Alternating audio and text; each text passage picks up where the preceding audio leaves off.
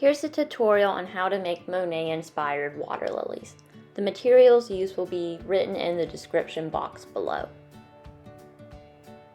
I'm going to be starting off with a piece of watercolor paper, but any thick paper will work.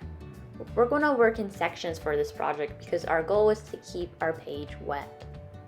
You can choose whatever color watercolors you want and feel free to mix them. I'm mixing blue, purple, and green.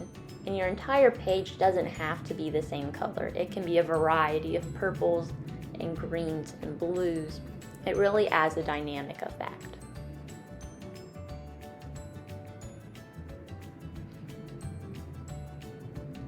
Then I'm going to take kosher salt and sprinkle it into my hand and then sprinkle it onto the wet paint. We're going to do this all the way down the page, going back and forth from painting a section and then adding our kosher salt. We're going to let this dry and then we're going to wipe all the kosher salt off because you can't paint with kosher salt on a page.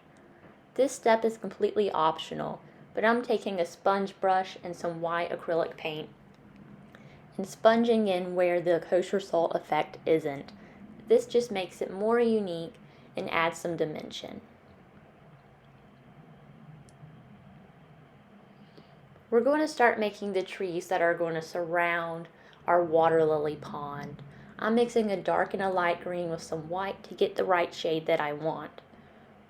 Our trees are going to center our painting and are just going to be around the top edges because at the end we're going to paint a bridge in the center like in one of Monet's paintings. If you want to, you can add some white or different shades of green into your trees.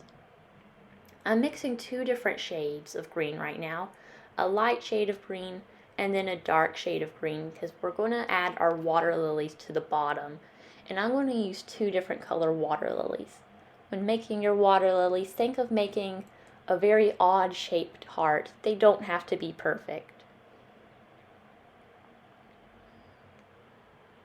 Now to add the details to the water lilies, I'm making my own pink paint and adding in little flowers to my water lilies. This can be any way you want. It's really simple. I'm also adding some white paint to our flowers to make them more unique and to stand out. For this step you can use paint. I'm using a crayon and we're going to draw our bridge over our water lily pond, making the line thick so it really stands out and pops.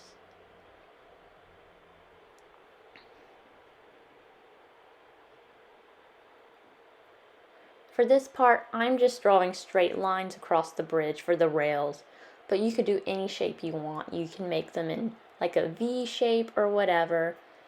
It's really up to you. Thanks for watching.